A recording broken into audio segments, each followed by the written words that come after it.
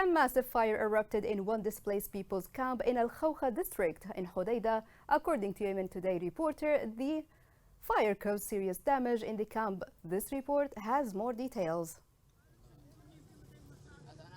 The displaced families live in fear inside the displacement camps.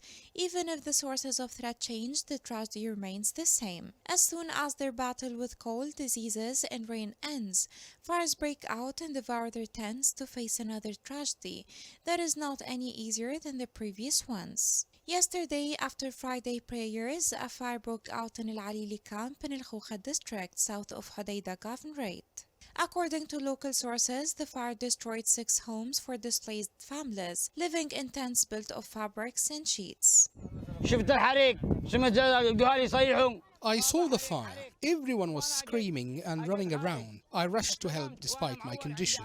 I recently had a surgery as a landmine exploded and I got injured. My children were terrified and scared. We're displaced here in this camp and we don't have anything. We're suffering a lot. I still need to go to the hospital to receive a proper treatment.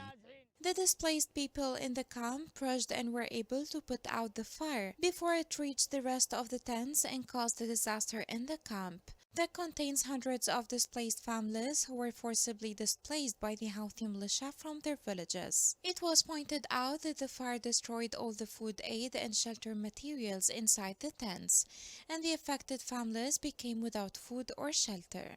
On that day, we were sitting in our tents. We didn't realize what was happening till the fire reached 6 of the tents. We tried to save the children and women here, but we couldn't get any of their stuff. Everything was burnt down inside the tents. We didn't know what caused the fire. We asked the concerned authorities to help us during this hard time. The fires constitute a terrifying nightmare for the displaced and their families. This is not the first time for displaced people to live such a tragedy. Their homes in the camps are constantly exposed to the danger of fires due to the fragile structure of the tents and the lack of services.